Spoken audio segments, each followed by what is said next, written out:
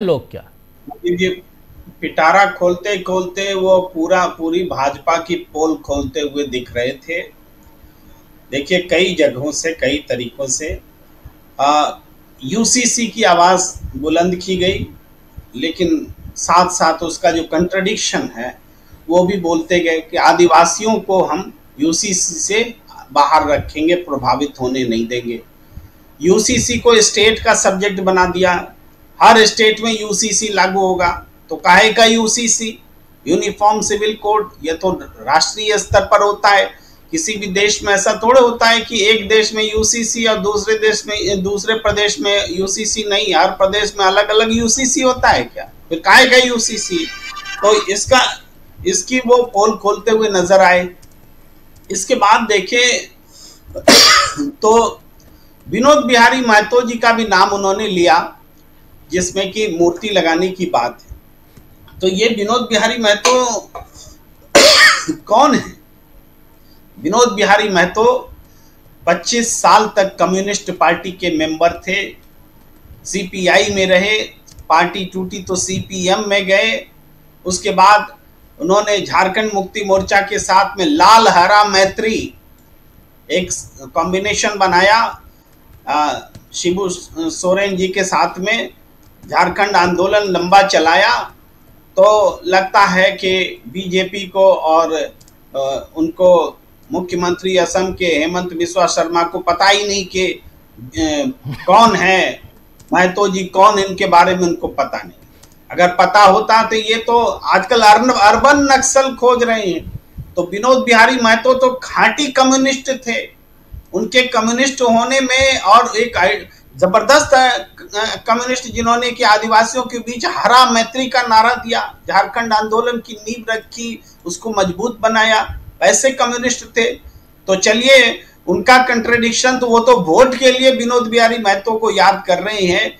ये तो वोट के लिए कुछ भी कर सकते हैं। तो ये भी कंट्रडिक्शन सामने आया कि कम्युनिस्ट की भी मूर्ति ये लगा सकते हैं, चाहे जानबूझ के चाहे अनजाने में या वोट की खातिर। ये भी सामने आया। इसके बाद जो हेमंत बिस्वा शर्मा बोल रहे हैं, वो वास्तव में जो कटोगे और बटोगे का नारा दिया गया, जिस बारे में बीजेपी के नेता चर्चा के दौरान जैसी सहूलियत के हिसाब से बोलने लगते हैं।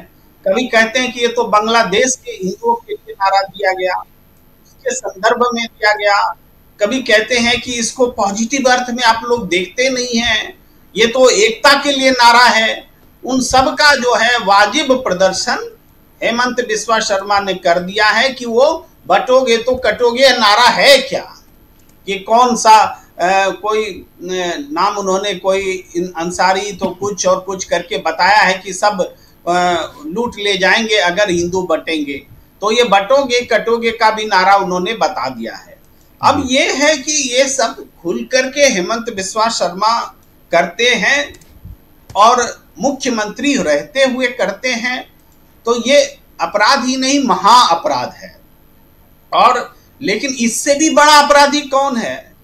इससे भी बड़ा अपराधी वो है जो इस चुनाव आचार संहिता का रक्षक है, संरक्षक है। चुनाव आचार संहिता को तोड़ने वाला तो अपराधी है, वो मुख्यमंत्री है तो महा अपराधी है। लेकिन उस पर खामोश रहने वाला जो इसका संरक्षक है, चुनाव आयोग, ये डबल महा अपराधी है। क्योंकि एक्शन तो तुरंत होना चाहिए, हमें बातचीत करने का मौका मिलना नहीं चाहिए था कि हेमंत बिस्वा शर्मा ने ऐसा क्यों बोला और वैसा क्यों बोला जी। चुनाव आयोग खामोश है। क्षण भर में उनकी अरेस्टिंग हो जानी चाहिए थी इस बात पर, लेकिन वो नहीं हो रही है।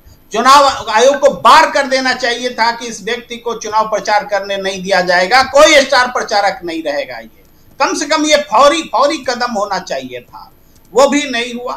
तो हम हेमंत बिस्वा शर्मा तो गलत है, लेकिन जो सबसे बड़ा गलत है वो चुनाव आयोग है। और उसके बाद हमारे पास चारा नहीं रह जाता देश की जनता के पास कि क्या करें। कांग्रेस पार्टी को जाना हो तो वो तो सुप्रीम कोर्ट जाए, लेकिन ये तो वोटरों को बांटा जा रहा है, लोकतंत्र का गला घोटा जा रहा है। और बांट करके वोट लेना हिंदू और मुसलमान में, ये भी भारतीय जनता पार्टी की पोल हेमंत बिस्वा शर्मा खोल रहे हैं।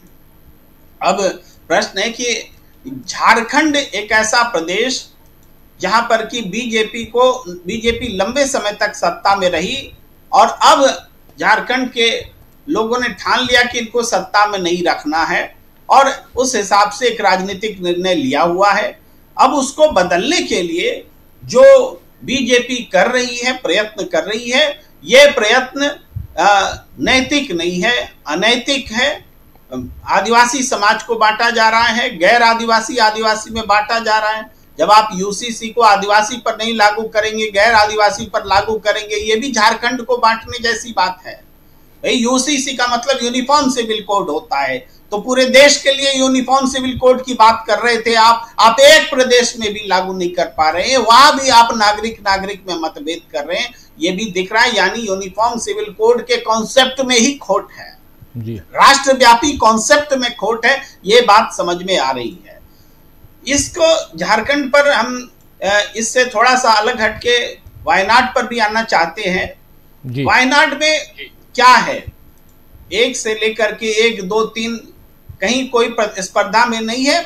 वही प्रियंका गांधी स्पष्ट रूप से जीत रही है। तो वायनाड में क्यों जीत रही है? तो वायनाड में आप देखेंगे कि प्रियंका गांधी ऐसा नहीं कि दूसरी राजनीतिक पार्टी के प्रत्याशियों को नीचा दिखा रही हैं, नाम लेके गलत बता रही हैं, आरोप लगा रही हैं, ऐसा कुछ नहीं कर रही।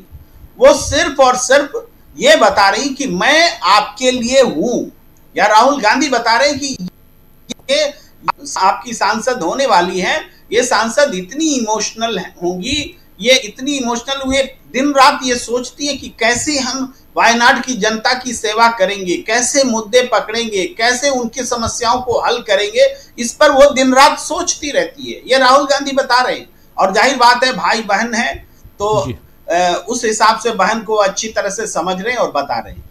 प्रियंका गांधी भी जब अपने भाषण में बोलती हैं तो वो यही बोलती हैं कि जो रिश्ता मेरे भाई ने आपसे बनाया है, उस रिश्ते को हम आगे ले जाएंगे, उस रिश्ते को हम बढ़ाएंगे, मजबूत करेंगे। और संकट की घड़ी में जिस तरीके से वायनाड खड़ा रहा मेरे भाई के साथ, उस तरीके से हमारा भी जो है, हम भी अपना सर्वस्व वहां देने के लिए तैयार हैं। ये जो बात दोनों भाई बहन वहां बोल रहे हैं, एक ऑफिशियल एमपी, एक अनऑफिशियल एमपी जो होंगे, इस हिसाब से जो वो बात कर रहे हैं, ये दरअसल अपने रिश्ते के बारे में, अपनी मधुरता के बारे में, एक दूसरे के प्रति समर्पण के बारे में, कर्तव्य के बारे में, इन पर बात कर रहे हैं। राजनीतिक मुद्दे की भी बात हो रही है। तो क्या हो रही है कि हम मेडिकल कॉलेज जो अधूरा था उसको हम बना करके देंगे, उसके लिए राहुल गांधी ने प्रयास किया, अब हम और प्रयास करेंगे। बेरोजगारी जो देश में आज उच्चतम स्तर पर है, उसकी हम तोड़ निकालेंगे। यहाँ पर्यटन की बहुत संभावना है, प्राकृतिक सौंदर्य है, उसके हिसाब से हम काम करेंगे। यानी सारी बातें रचनात्मक हो रही हैं। वहां कोई विध्वंसात्मक बात दोनों भाई बहन आप नहीं सुनेंगे कि किसी ने कही है। ये फर्क है वायनाड के चुनाव प्रचार में और झारखंड के चुनाव प्रचार में। ये बहुत बड़ा फर्क है, इसको समझना पड़ेगा कि एक रचनात्मक चुनाव प्रचार है और एक विध्वंसात्मक चुनाव प्रचार है जो झारखंड में बीजेपी कर रही है। एक बांटने वाला चुनाव प्रचार है और एक जोड़ने वाला चुनाव प्रचार है। इतना बड़ा फर्क है। वायनाड पूरे देश को आईना दिखा रहा है कि इलेक्शन कैंपेन होना चाहिए तो कैसे होना चाहिए। एक आइडियल कैंपेन बनकर के वायनाड में कांग्रेस पार्टी ने उसको स्थापित किया है। जी जी जी, बिल्कुल बिल्कुल। जरा प्रशांत टंडन जी आपके पास आना चाहता हूं। वायनाड और